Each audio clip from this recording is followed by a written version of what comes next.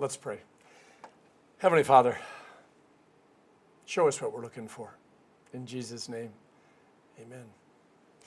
2 weeks ago, the gospel lessons had John the Baptizer pointing to Jesus and saying, "Look, the Lamb of God who comes to take away the sin of the world." 2 of his disciples decide to start following Jesus. Jesus looks back and sees them and says, "What are you doing? What are you looking for?" I was at Home Depot last week and I was standing in the aisle. One of the employees walked up and said, "Can I help you find something?" I said, "Yes." And she said, "What are you looking for?" And I said, "I don't remember. That's why I'm standing here." And she said, "Well, then I probably can't help you." And I said, "Probably not, unless you've learned to read minds." And she said, "If only." And I was thinking, if only. Even if I'd remembered, which I did, by the way, at 2:30 a.m., but it turns out Home Depot's closed at that hour, I would have had to have chosen between literally 23 different versions of the thing that I was looking for. And then I found out that that really wasn't the thing that I needed to fix what was broken. So I had to go back to Home Depot and get another part. By the way, I learned my lesson this time. I wrote down what I was looking for, and just so you know, it worked and all is well. Now, whether it's Jesus or the lady at Home Depot asking, "What are you looking for?" the answer is often more complicated than it needs to be. When someone says they want to grow up and make lots and lots of money, what it really means is they want to spend lots and lots of money, and the making just enables them to spend it, okay? When the woman on the phone in Chicago finds out I'm from Hawaii, and she goes, "Oh, I want to live there," what she really means is she wants to live on a beachfront estate with servants, a Ferrari. Yeah, you know where I'm going with that. This is why when someone says they want something, we actually need to ask more questions to find out and do a better job of understanding what they're looking for. Ricky Gervais is a coffee snob and self-proclaimed agnostic atheist. Stephen Colbert is a late-night talk host, and he's also Roman Catholic. 10 years ago, the two of them talked about faith. I'm going to put part of the conversation. Now, if YouTube blinks it out, then you'll have to look, and I'll put the link to it down in the comments section. About hell before, about this tweet about you going to hell. Yeah. I know that you're an atheist, correct? Yeah. Okay. People have been debating.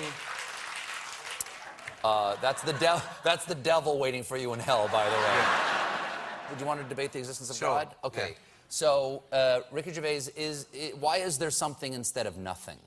That makes no sense You at all. have to answer my question. That's not the two choices. No, but the choices I'm giving you, I'm the host. Well, I don't...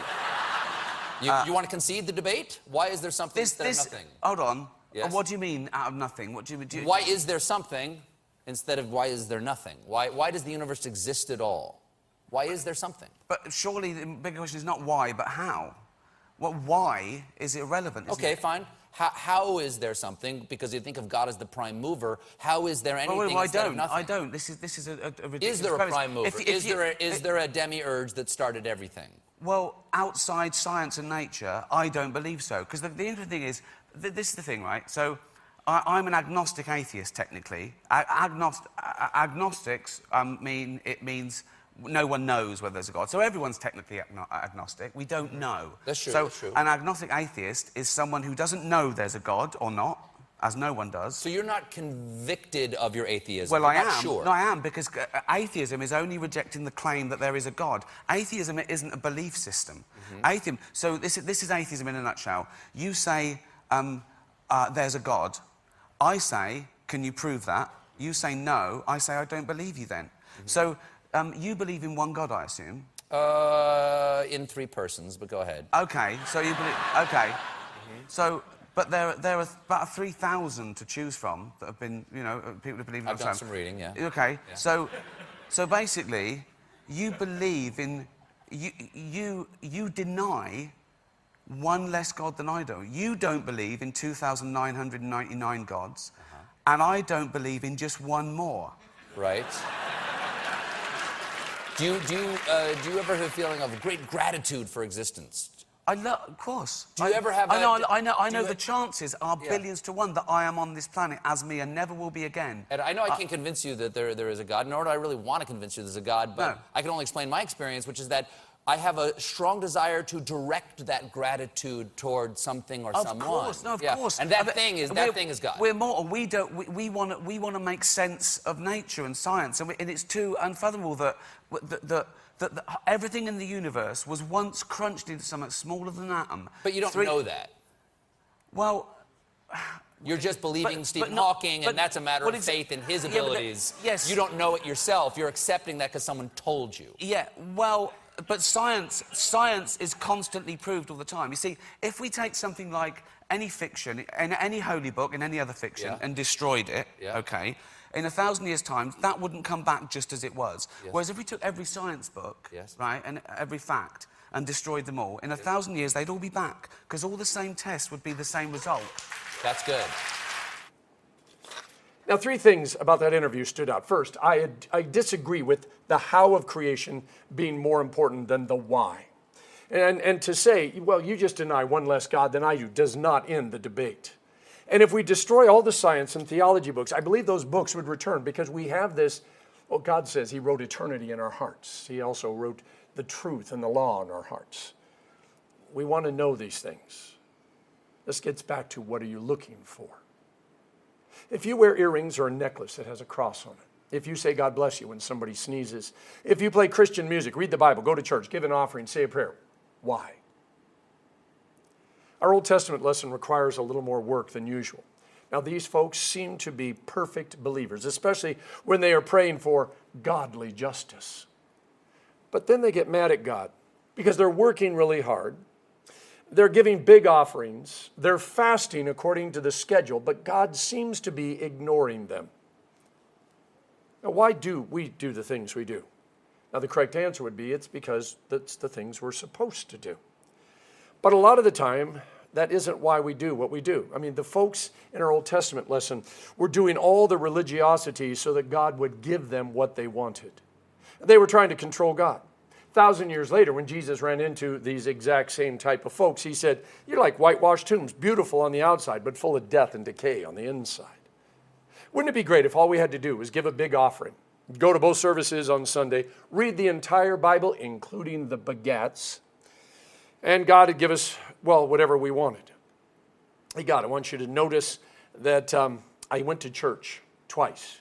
I gave an offering. So I got this big barbecue, a lot of people coming over, some special friends. Can you hold the rain off? Hey, God, I went to church, sang the hymns, didn't fall asleep during the sermon, even though it was really boring. So is there any way that you could give me the winning lottery numbers? So what are you looking for? A few weeks ago, I talked about the power of hope. I looked it up in the Merriam-Webster dictionary. I actually have an actual physical copy that I use. It listed definitions based on intransitive verbs, and nouns. I know what a noun is. I have no idea what transitive and intransitive verbs are, so I actually went back to the Greek to figure this out.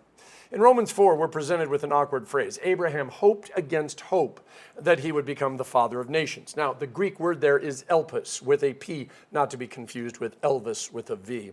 The only way that you can hope against hope is when hope has more than one meaning, which it does in this case. There is hope, and there is expectation. Both are the same word in Greek, and the only way that you're going to know which is by its context. So is this person crossing their fingers, holding onto their lucky rabbit's foot while holding also onto their lucky horseshoe and saying, please, please, please? Or are they just sitting back and trusting that it's all going to come together because, well, they have more than hope, they have confidence. I was on a plane headed home to Honolulu. The guy sitting next to me, by the way, was going to Honolulu to propose to his girlfriend. Now, San Francisco had fog. We were late in departing, and the headwinds were a little stronger than usual, so we couldn't make up the time. I was sitting there. My seatmate kept saying, we're never going to get there. Now, the app disagreed. It said we were going to land at 7:42 p.m. The little airplane showed us getting closer to those little dots in the middle of the Pacific. I asked, what's going on? Are you afraid that she's not going to be there because you're running late? He goes, oh, no. I know that she's going to be there. I know she will. It's taking forever. Now, the flight took 5 hours and 41 minutes, as it usually does. Us taking off late just delayed our arrival time. The little airplane on the map did not show the pilot doing circles or going the wrong direction. So why did this young man think that it was taking forever and that we were never going to get there? See, I believe that Nancy was going to be there, waiting for me outside a baggage claim. She might even have an iced tea in the cup holder for me. I'd finish up some work when I got home, but I also knew that there was a comfortable bed and a pillow waiting for me. I had no doubts. Now, could I prove this? No. But I had faith. I had expectation. The young man knew it wasn't taking forever. He knew he was actually going to get there. He actually knew that she was going to be waiting for him. What he was really worried about was when he said, "Will you marry me?" And maybe he was hoping it would take forever so that there would be no chance that she would say no. Mr. Gervais said, we cannot prove the existence of God. I disagree. I can't do a science experiment to prove God exists. But do you know how many elements have been added to the periodic table since I was in school? At least 13. Do you know how many of Einstein's theories have been disproven? At least 5. Oh, and don't forget, Pluto got demoted. So in other words, we have one less planet than I did when I was a kid.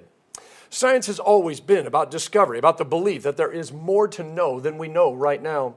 So why would anyone say that God is not provable?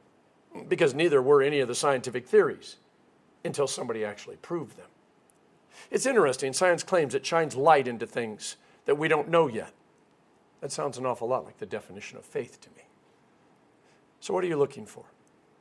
The two fundamental questions about the universe are how and why. I'm not sure that they are separate questions.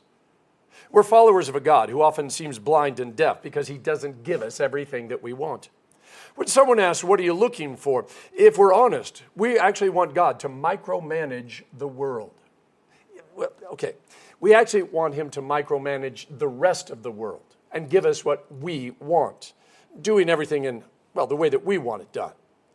And we do our little dances and prayers and give our offerings and hope that God will be impressed, that he will help us pick the lottery numbers, get an A on our paper, not have any rain during our barbecue. But that is a waste of an almighty God. In 1527, Martin Luther wrote in his diary, "For more than a week I was close to the gates of death and hell. I trembled in all my members. Christ was wholly lost." Now, I love Luther's theology, but more what I love than anything is his honesty and his bluntness. A few weeks ago, I noted the church is where we come to make our last stand against God. We point out the things going on in our life, in our community, in our world, and we say, okay, God, what are you going to do about this? In previous sermons, I noted most atheists are atheists because they are angry and disappointed in the God they don't believe in. Now, if you read the Bible, you're going to find that every argument, every complaint, every disappointment vocalized by people like Ricky Gervais and, well, also the atheist social media darlings are nothing new. As King Solomon said, there really is nothing new under the sun. These individuals and others who rail against the God they don't believe in are not the enemy, nor should we treat them as the enemy. They're actually the mission field. I've come to love a God who accepts and acknowledges that I'm going to have doubts, that I'm going to fail, that there are things that I'm just never going to understand. I'm beginning to understand and accept a God who refuses to micromanage my life, my community, my world, but actually allows me and the rest of the world to make decisions that sometimes have really bad consequences. And I'm wholeheartedly in love with a God who can love you and love me and even love those who say he doesn't exist and send his son to die on the cross for them. When Luther finished his diary notes about his depression, he said, the content of the depressions was always the same. The failure to remember that God is good and that he is good to me. Church and life are not perfect. They're just practice. And when you're practicing something, you're going to make mistakes. Things aren't going to go perfectly. You're going to forget things. You're going to mess things up. And something that we need to be reminded of, practicing life in church is not about, and never has been, about becoming perfect on this side of heaven. You ain't going to get perfect until you get to heaven. And you being perfect is a God thing, not a you thing. I'm sorry if that busted your bubble, but that's correct theology. It takes faith and guts, to be honest. Now, if you're listening, it's because on some level you hope and pray that God exists. And so the possibility of forgiveness and peace and love are also real. And if you want to try using a scientific formula, Forgive somebody who doesn't deserve to be forgiven. Love someone who has tried to make themselves unlovable. Speak peace to someone who is filled with doubt and conflict and anxiety. There's where you're going to find your proof. See what happens when you do those things. Oh, that's not 100%. But you might be surprised at the difference that you make in someone's life. We seek to find holiness and meaning in the ordinary, the common and the forgotten. Wine and bread on the altar, water in the baptismal font. We pray for those who persecute us. We reach out to those who deny us and deny God. And the only way that we can prove that we are loved and forgiven and have meaning is to love and forgive and give meaning to other people. And as we do, we hear the voice of God. We feel His presence. And remember that He is good, and He's good to us. We let the light shine in the darkness because that is the only way that we're actually ever going to find what we're looking for. In the name of the Father, and of the Son, and of the Holy Spirit. Amen.